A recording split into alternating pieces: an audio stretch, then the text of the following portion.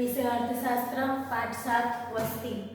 આપણે ગયા વિડીયોમાં આ નવું ચેપ્ટર વસ્તી શરૂ કર્યું છે, એમાં વસ્તી વિસ્ફોટનો અર્થ એ વિશે અભ્યાસ કર્યો હતો। હવે આપણે બીજા ટોપિક પર જઈએ, ભારતમાં વસ્તીના વલણો। આજે ભારતમાં વસ્તીના વલણો જે છે એ 5 આપ્યા છે, બરાબર। આ વધારે પૂછાતું નથી, પણ ભારતમાં વસ્તીના વલણો એટલે શું, બરાબર। વલણો એટલે શું એ 1 માર્ક્સમાં પૂછાય છે। વસ્તીના વલણો એટલે શું તમારા ટેક્સ્ટ બુકમાં લખેલો 1 માર્ક્સ માટે। ભારતમાં વસ્તીના વલણો એટલે શું? વલણો એમાં શું છે? ભારતમાં વસ્તીના વલણો એટલે વસ્તીના વલણો એટલે વસ્તીનું કદ, વસ્તી વૃદ્ધિ દર, જન્મ દર, મૃત્યુ દર, શહેરી વસ્તી, ગ્રામીણ વસ્તી તેમજ સ્ત્રી પુરુષ પ્રમાણને લગતી આંકડાકીય માહિતી મેળવી તેનું અર્થઘટન કરવું। વલણ એટલે શું કે બધી વસ્તીને લગતી જે પણ માહિતી છે એ માહિતી મેળવવાની, એ માહિતી મેળવીને તેનું અર્થઘટન કરવું કે કઈ માહિતીમાં વધારો થયો છે, કઈ માહિતીમાં ઘટાડો થયો છે, એ રીતે। હવે કઈ માહિતી એમાં આવે છે? તો પહેલું છે વસ્તી વૃદ્ધિ દર, વસ્તીનું કદ, બરાબર। તો વસ્તીનો કદમાં શું છે? કદ એટલે કે એ ભારતની કુલ વસ્તી છે, જુદા જુદા વર્ષો દરમિયાન એ કેટલી હતી તે, તો જુદા જુદા વર્ષોની માહિતી કાઢવાની, વસ્તીનું કદ। વસ્તી વૃદ્ધિનો દર, વૃદ્ધિનો દર એટલે કે એમાં કેટલો વધારો થયો, કેટલો ઘટાડો થયો, કયા વર્ષે કેટલો વધારો થયો, કયા વર્ષે કેટલો ઘટાડો થયો, તેની માહિતી મેળવવાની। જન્મ દર અને મૃત્યુ દર, એ વર્ષોમાં કેટલા જન્મ્યા અને કેટલા મૃત્યુ પામ્યા, જન્મ દરમાં વધારો થયો કે ઘટાડો થયો વસ્તી વૃદ્ધિના દરને આધારે, એની માહિતી કાઢવાની। પછી શહેરી વસ્તી, ગ્રામીણ વસ્તી, શહેરી વસ્તી કેટલી છે, ગ્રામીણ વસ્તી કેટલી છે, શહેરોમાં કેટલી વસ્તી વધારે છે, ગામમાં કેટલી વસ્તી વધારે છે, દર વર્ષે કેટલી વસ્તીમાં શહેરમાં વધારો થાય છે, ગામમાં વસ્તીમાં કેટલો વધારો થાય છે, તેમજ સ્ત્રી પુરુષ પ્રમાણને લગતી માહિતી। સ્ત્રી પુરુષ પ્રમાણને લગતી માહિતી એટલે કે 1000 પુરુષોએ સ્ત્રીની સંખ્યા કેટલી છે, બરાબર। તો એ પ્રમાણને લગતી આંકડાકીય માહિતી મેળવવાની। કઈ માહિતી મેળવવાની છે? આંકડાકીય માહિતી મેળવી તેનું શું કરવાનું? અર્થઘટન, વિશ્લેષણ કરવું, બરાબર।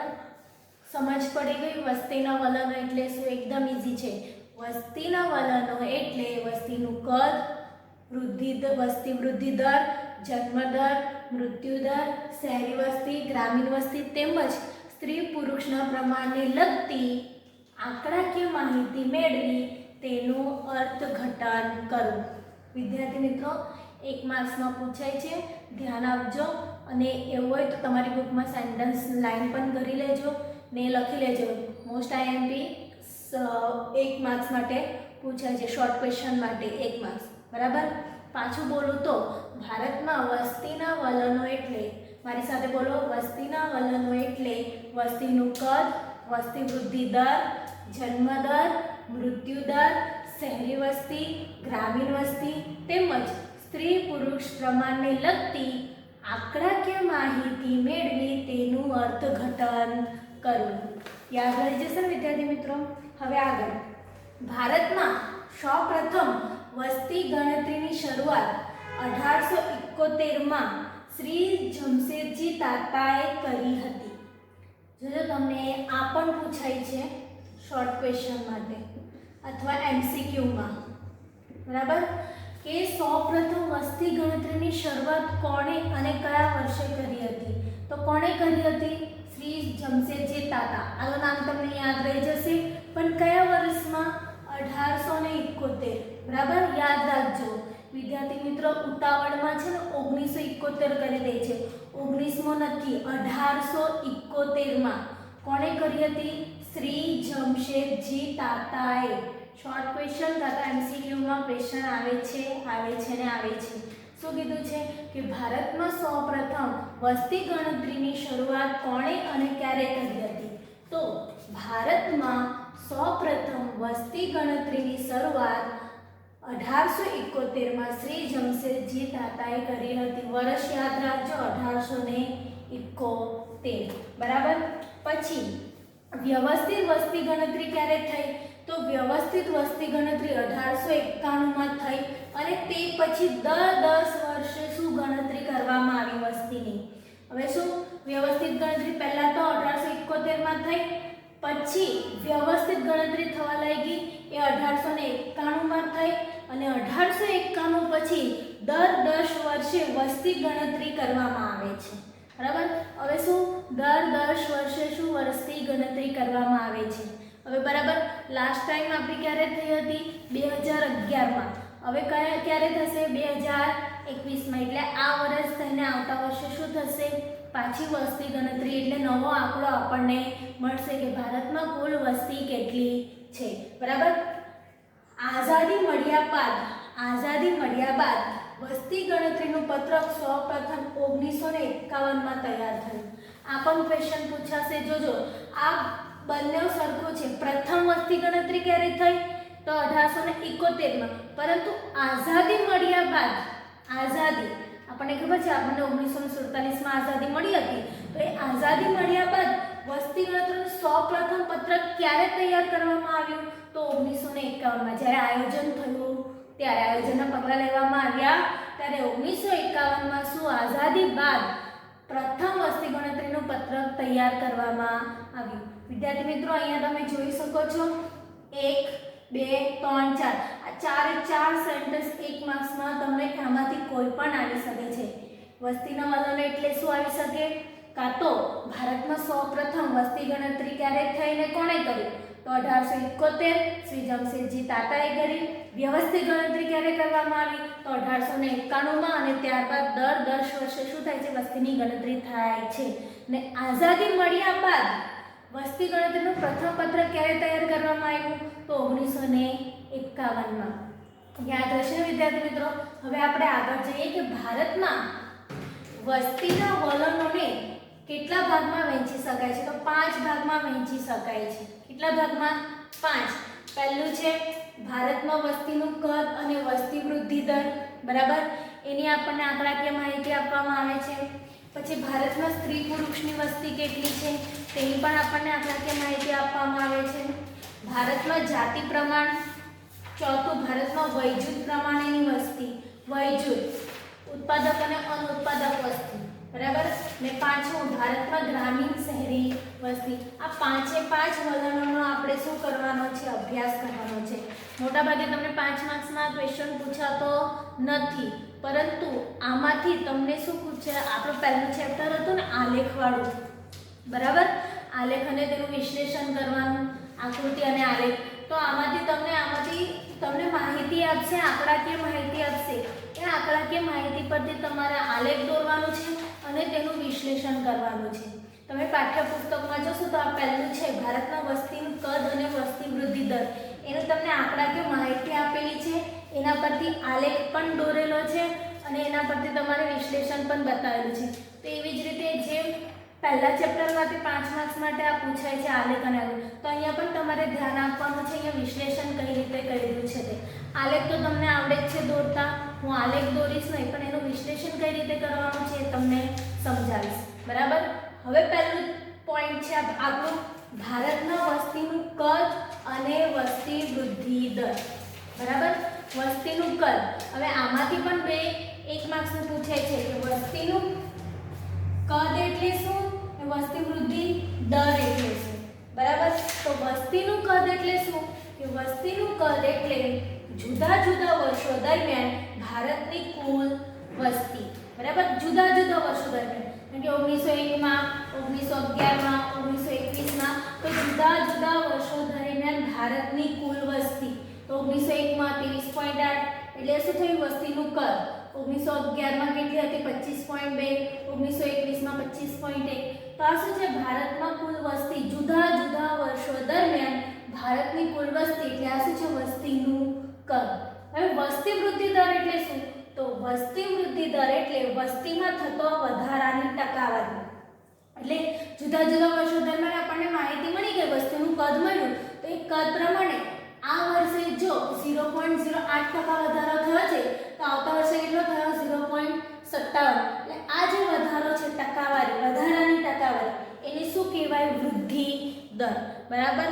તો વસ્તીનું કદ એટલે જુદા જુદા વર્ષો દરમિયાન ભારતની કુલ વસ્તી અને વસ્તી વૃદ્ધિ દર એટલે વસ્તીમાં થતો વધારાની ટકાવારી.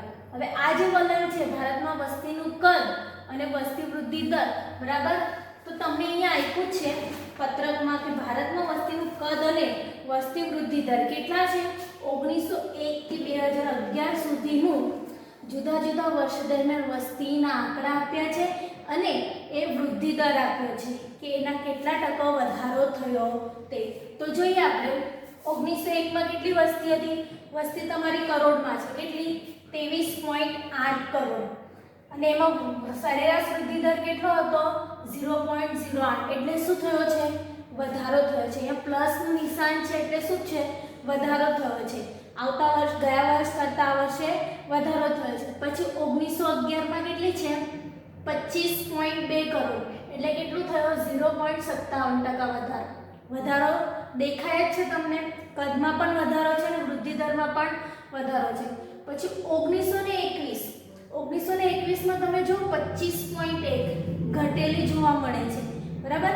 અને માઇનસ કેટલો ઘટાડો થયો 0.03 એટલે 0.3%નો તમે ઘટાડો અહીં જોઈ શકો છો બરાબર. પછી 1931 માં 27.9 અહીંયા પણ વધી છે. 1941 માં 31.9 અહીંયા પણ એમાં વધારો થયો છે.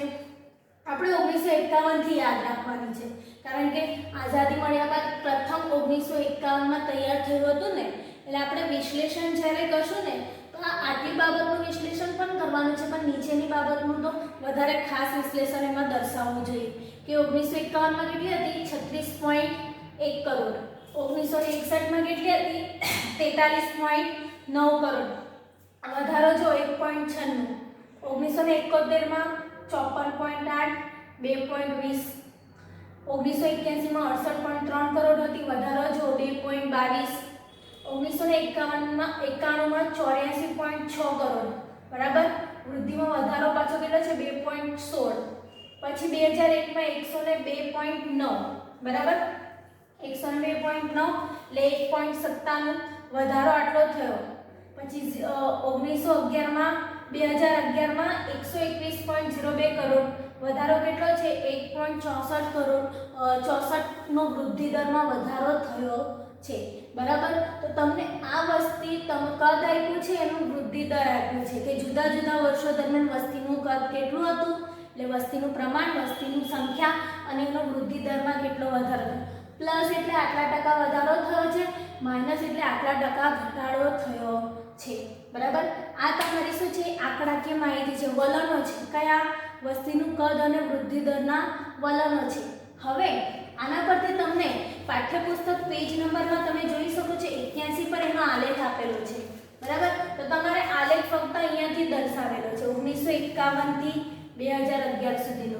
તમને એક્ઝામમાં પણ આલેખ જે આપવામાં આવશે એ આલેખમાં શું હોય છે તમને આટલી માહિતી આપવામાં આવે, જેટલી માહિતી આપવામાં આવે છે એટલી જ માહિતીનો આલેખ દોરવાનો છે.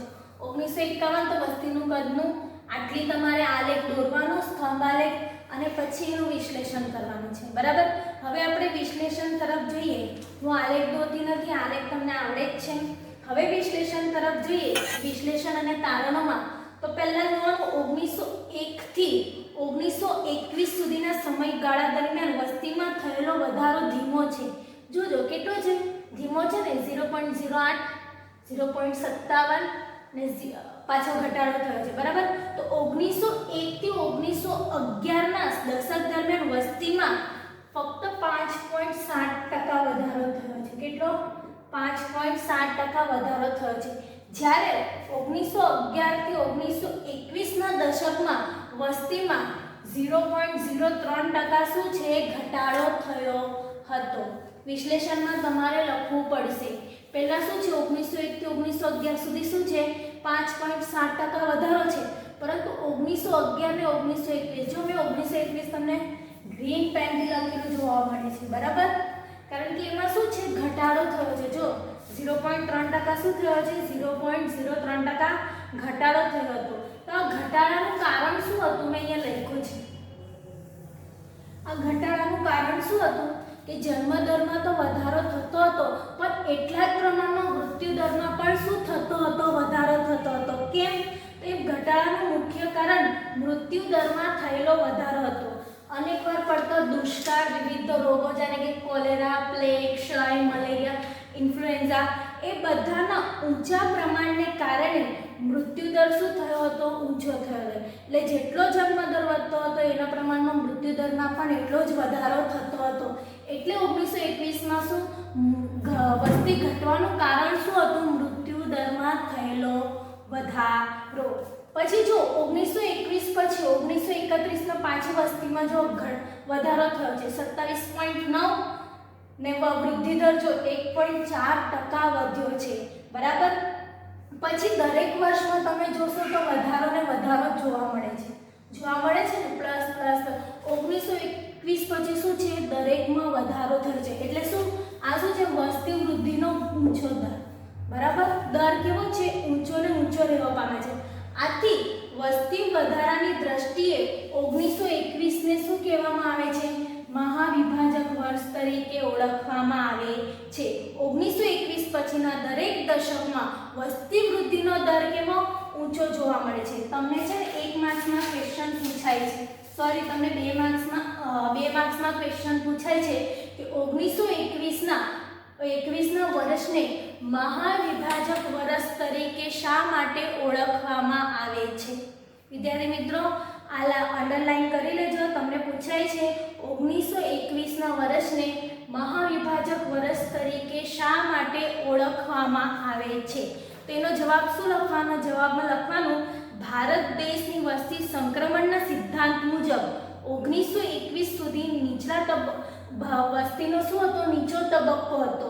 અને જેમ જન્મદર વધુ હતું તેમ મૃત્યુદરમાં પણ શું હતું? વધુ હતું. મૃત્યુદર પણ શું હતું? મૃત્યુદરના વૃદ્ધિ દરમાં પણ વધારો હતો. તેથી વસ્તી એટલી સમસ્યારૂપ ન હતી. બરાબર. પણ જ્યારે 1921 બાદ જન્મદર કરતા મૃત્યુદર શું થઈ ગયો? ઝડપથી ઘટ્યો. જન્મદર કરતા મૃત્યુદર ઝડપથી ઘટ્યો. એટલે આરોગ્યની સુવિધા વધી હશે એટલે શું થયું? મૃત્યુદરમાં ઘટાડો થયો અને જન્મદરમાં વધારો થયો. એટલે શું થયું? વસ્તી વૃદ્ધિનો દર શું થઈ ગયો? વધ્યો. એટલે શું કહેવાય? અને 1951માં જો 36.1 કરોડ ને 2001માં 102.9 કરોડ. એટલે વસ્તીનું કદ શું વધ્યું અને વસ્તી વૃદ્ધિના દરમાં પણ શું થયો? વધારો થયો. એટલા માટે 1921ના વર્ષને મહાવિભાજક વર્ષ તરીકે ઓળખવામાં આવે છે. કારણ કે તેના પછી શું વધારો ને વધારો થયો છે. 1951માં ભારતમાં આયોજનનો આરંભ થયો અને આયોજનકાળ દરમિયાન 1951માં કેટલી હતી વસ્તી? 36.1 કરોડ. આ આંકડો પૂછાય છે. 1951માં કેટલી હતી? 36.1 કરોડ હતી. 5 દશક એટલે 1 2 3 4 ને 5. 2001માં કેટલી થઈ? 102.9 કરોડ. એટલે કે વસ્તીમાં 66.6%નો વધારો થયો. કેટલો? 66.6%નો વધારો થયો. 5 દશકમાં 66.6.